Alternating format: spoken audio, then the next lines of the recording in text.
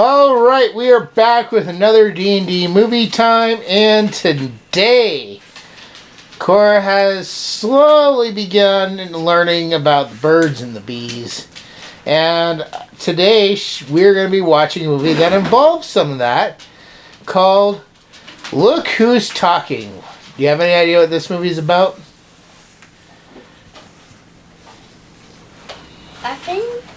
I saw the cover and at least for the first one, has a baby, so I think the baby's gonna talk. Yeah. I'm not sure. Normally movies that are made for kids, and I think this one's made for kids, goes, it's such a crazy ways. Well, it's kind of made for kids. I mean, I saw it when I was a kid. Didn't really understand the beginning of the movie until I was much older, but I kind of figured it out on my own what was going on, But anyways, yeah, so this is a movie where it's gonna be about a kid who talks, but we're the only ones that hear them. The adults don't hear what we're hearing. We're hearing the inner thoughts of the kids. I thought it was a baby. They start off as babies, but I mean, it's not the baby talk. Yeah, when babies talk to each other, this is somebody's translating what they're saying. And so we're hearing the translated version of baby talk. So, alright, you ready to get into this movie? Alright, we will see you guys after we're done. Bye, don't forget to like, comment, subscribe, do our little stuff, bye!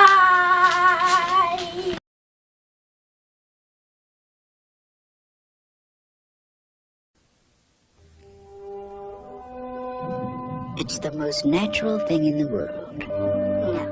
Yes. No. What? How could this have happened? I take it this wasn't a planned pregnancy. It's a beautiful, magical experience. St. Jerome's Hospital. John Travolta. Come on, breathe deep, breathe deep. Try to help me describe. Kirstie Alley. Thank you really a lot. Now that is a little more like it. Hey, here's Mr. Hand here. Wow. And Bruce Willis as the voice of Mikey. Put me back in! Put me back in! So you're the one that's been kicking. You're the one that ate all that spicy food. Now Mikey's mommy needs his help. I'm gonna get you the best daddy there is. All right, I'm on the case too. But when you think like this little guy, Well, I gotta think about getting my own place. there's a lot to distract you. What are those little furry things over your eyes? No, let me grab one. Come here. There we go. Discover with Mikey the wonders of life. Fellas, listen, I got something cold and wet in my shorts down here. Guys, listen, fellas. The unexpected delights of family. Oh, yeah, she's gone. And the gratifying search You know, that's breast milk. for the perfect daddy. Mikey does need a father. I just thought of someone perfect for you. You'll love him. Who was that clown? I want you to be my daddy. And I'll tell Mommy about it. You really think you're responsible enough to be a father? Now, this is called driving. Sweet, so tough. Mikey! Mikey! Well, I got this driving thing now. Look who's talking. What a sweetie! You must be thinking the same thing I am. Lunch. Yeah, right back at you, babe. Alright, so we just finished Look Who's Talking. Cora, what was this movie about?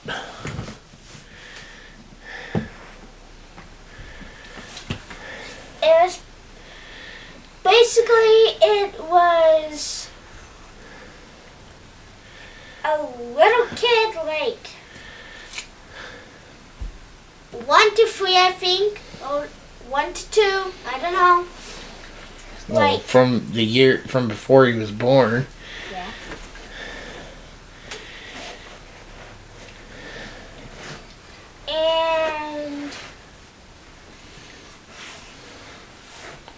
basically the parents do not hear what. Okay, take whatever's in your mouth out and talk normal. I am talking normal. What was this movie about? It's about the boy. When he What's was his born. name? Mickey? What? They said his name like a million times. Mikey. Okay. And so what was the story with Mikey? Basically, he was born. After like a couple days, he got released to his mom and lived for those couple days. And through those little couple of days, the mother, I think her name is, what's her name again? I'm spacing on her name right now. I just remember the guy's name is James.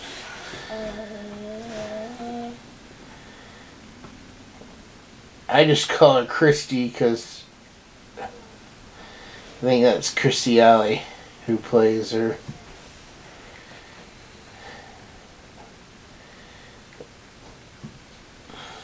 I'm just gonna call her Allie because it sounds like a Mongol name. Anyways. Allie met James. You just say the mother. The mother met James. And James is the babysitter. Well, he becomes a babysitter. Well, he becomes a babysitter if you wonder what happened to the boyfriend that loved it whole. She broke up with him due to cheating, doing a both. Well, not doing a both, but you basically know what I mean. He was cheating. Yep. He was cheating on his wife with her, and then he was cheating on her with someone else. So he's just a bad guy altogether. Yeah, he's a double cheater. But anyways, continue on. And then we get to see multiple steps of him growing up. And during those, the entrance in one is like when he was when Jane was taking Mikey to his place for a little while. And for a minute, I thought I said multiple times on that scene, kidnapper, he's a kidnapper. I don't know if it would technically be kidnapping. I mean, it kind of was. Yeah. But he should have definitely left a note for the mother saying, hey, you're asleep. I took Mikey out so you could rest. We'll be back around 4. I still... Then she could have not panicked. I know. But if I were her, I would literally call the cops straight away because it'll be kind of kidnapping. Like, in my way, kidnapping would be stealing somebody that does not belong to you with nobody knowing. It was stealing. He was basically doing that. He was kidnapping. He just took Mikey out of the house without the permission of the mother. Wouldn't that be? But would that be classified as? she was going to entrust him with Mikey anyway. That they had just come to an agreement about him becoming the babysitter for her. So I mean, on that level, it's like she was already admitting that she could trust him with her son. So. I know, but she basically explained the babysitter. And she was overworked and stuff, so she needed the rest. So he just did the kind and caring thing. But she literally explained the job of a babysitter. You stay at the home with the baby. You do not go anywhere else. Yeah, but it wasn't also an official babysitting job yet. I mean, he was just... And no, you know what? Actually, that's not always true, Cora. There's a lot of babysitters who you gotta take the baby out places. There are a lot of babysitters who will take the baby to a kid park or to a play area where they can be around other babies. Or they'll go do the shopping for the parents because the parents are both working. You know, there are extenuating circumstances where they do take babies out and do stuff with the babies while the parents are working or resting. Yeah, but they gotta let the... But they all of those will have... Like, some of the babysitters you've had have taken you out places. Like, Yeah, you had a babysitter that was door dashing. And they had my permission to take... I know, they need permission. He had no permission. Well, she So also for- passed out. So for her, it was basically kidnapping because she did not know where they went. She did not know where they went, and free, he did not have permission. And she sort of just passed out, so he was letting her rest. He was letting her sleep. Anyways, moving on from that. Kind of weird you harped on that one thing.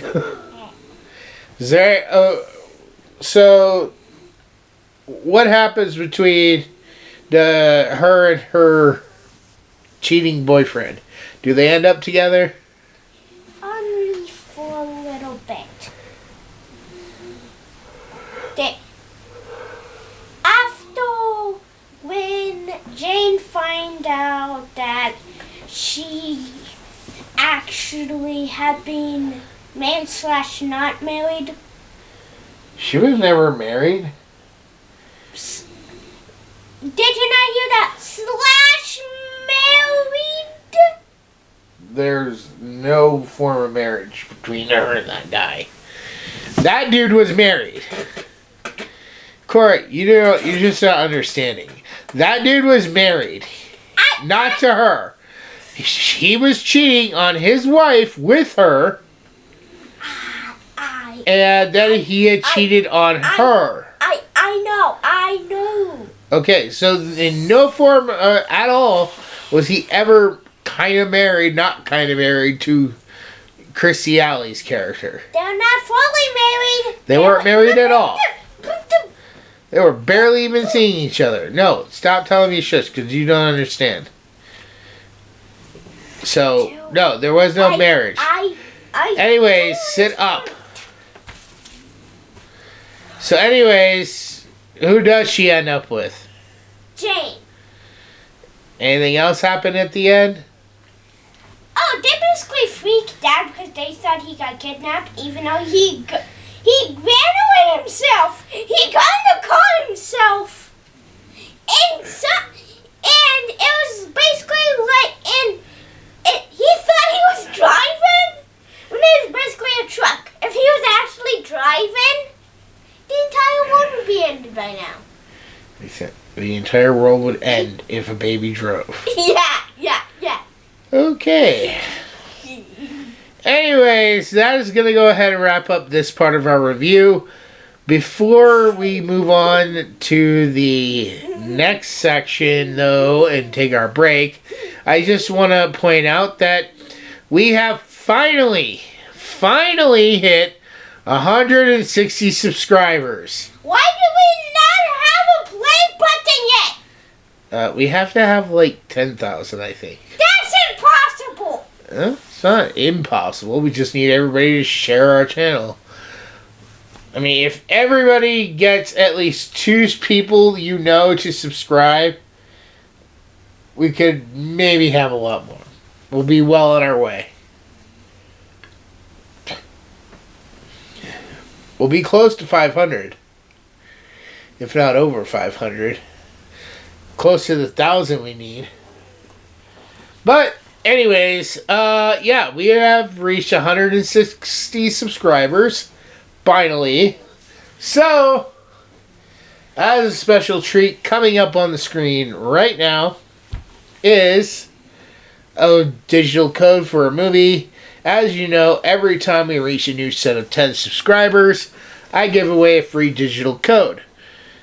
If you claim the code, I beg you to please put it in the comments below that you redeemed the code. Or if you try it and it says it's already been used or something like that, please let us know. It helps everybody who's looking maybe for these codes. And I don't know if they're still any good, but you might want to go back through some of our previous content, because I've been doing this for a long time, giving away these free digital codes. So I have no idea who's taken them, who hasn't. So, alright. With that said, we're going to take a quick break. When we come back, we will give our final scores. Bye! For thousands of years, the world has been protected by the Guardian of Light, or as he is more commonly known, Santa Claus. Over the centuries, factors such as fear and prejudice, greed and jealousy, misunderstandings, betrayal and war have segregated most humans from the magical world of elves, fairies, wizards, and the like. This has resulted in many misconceptions and generalizations of the true nature of Santa and his world. This 6-book series by Sean Connaughton begins as the current of a long series of guardians is murdered by a group of monstrous enemies recently escaped from an enchanted South Pole prison. These creatures are loyal to the darkness, an evil force determined to exterminate the light in order to enslave all creatures of the world. Shane Connor, an average young man, suddenly finds himself being trained as the new Guardian. As he adapts to his new life among fantastic creatures, he goes on an adventurous quest with a legendary wizard for the ultimate weapon to use against the darkness, and faces murderous enemies like Rasputin, Morgana Le Fay, Krampus, and many more. Along with his best friend Joe Gomez, Shane encounters politics, history, mysterious murders, new loves, his own hidden past, and racial dynamics among the fantasy races that turn out to be all too real. Their adventures reveal the true nature of the world and challenge the current state of how all races interact. This series expertly melds myths, legends, history, faiths, folklore, and secret societies into a fascinating, cohesive, comprehensive world of wonder and magic. From Atlantis to Olympus, from Hades to the moon, and from broomstick races to Christmas deadlines, join the new Santa Claus on his amazing journey. But beware, will Shane's quest achieve his ultimate goal of destroying the darkness and preserving the light of the world? Or is he actually playing right into a plot by dark forces that will result in his, and our, ultimate doom? So make your list and check it twice for the Guardian of Light book series. Download your audiobook or ebook today from Audible, Amazon, or iTunes.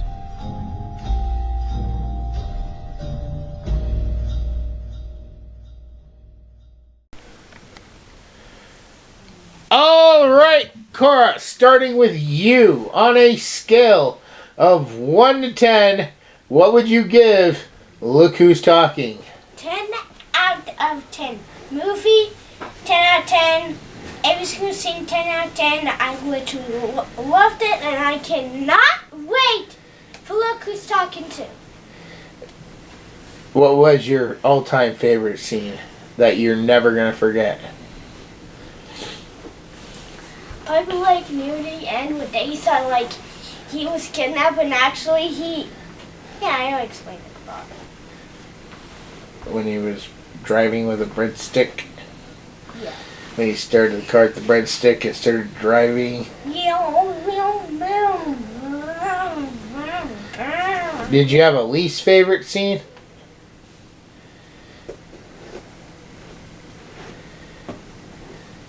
Beginning and a little bit at the end.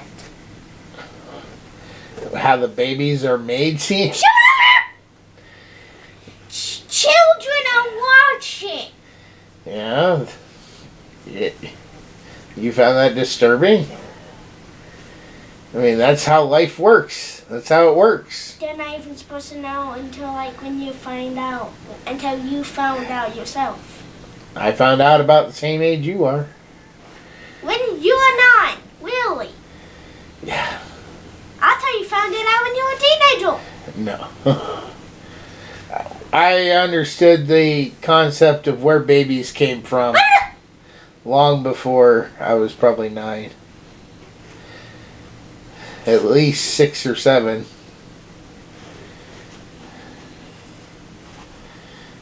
Anyways, who is your favorite character?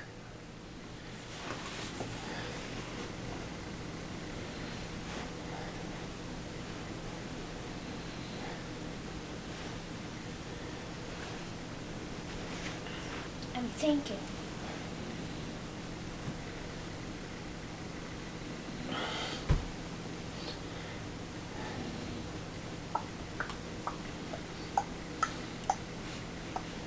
You didn't have to do that, didn't you?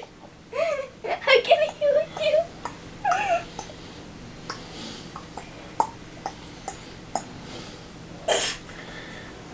Can't do it. Basically, the little kid. I forgot his name. Mikey? Yeah, Mikey. Mikey. You mean the voiceover guy who was doing the voice of Mikey the whole movie? Bruce Willis, the guy from Die Hard?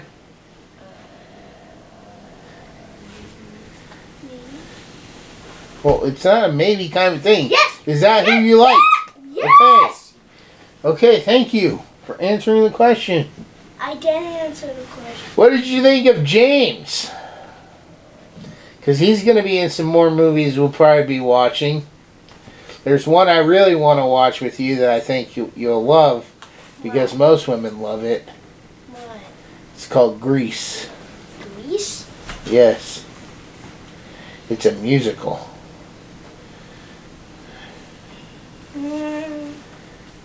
Anyways. Alright, moving on to my score. On a scale of 1 to 10, I would probably give this one a 9 out of 10. There are a few little teeny moments where it is kind of blah. I think the lowest part of the film for me, like the really slowest part, is when she goes out with that one guy that her mom kind of set her up with. And yeah, I know he got bad advice from James and Mikey. But I really didn't care for that moment. And it's like, yeah, I mean, like, if she wasn't having fun and everything, she could have ended it a lot earlier. Like, right after the dinner, say, you know what, I'm actually not feeling well, I want to go home. You know, and they could have saved us from any more of that part of the movie. So, I mean, with that, it just felt a little dragged on. And, of course, I mean, I do say I like Mikey a lot. I also like James's character a lot. Probably because it kind of reminds me of me, you know, and how I've tried to be with raising Cora and stuff. Try to be the good fun dad and not be too serious all the time. So... But alright, that is going to go ahead and wrap up this review for Look Who's Talking. Coming next week, we'll try to have Look Who's Talking 2. You'll notice that we did not finish The Kingsman. Mostly because I tried to do that. Cora fell asleep. And during the first and second Kingsman review, we got copyright claims, so... I probably won't be doing any more of the Kingsman. Unless things change. So, alright. That is going to go ahead and wrap up this review. I hope you all have enjoyed. We are finally at 160 subscribers. It means the world to us. We couldn't have gotten this far without you guys. So, thank you, everyone who's watching and subscribing. And if you aren't subscribed... please consider subscribing today. It really helps us out. And you can let us know what movies you want us to review in the future. You know, what are some child safe, friendly, good titles that you think Cora might enjoy. Well, because I've probably seen it. There's a lot I've already seen. So I mostly do this to find things and watch things for the first time with Cora. So, alright. That's going to wrap this up. We will see you all in the next video.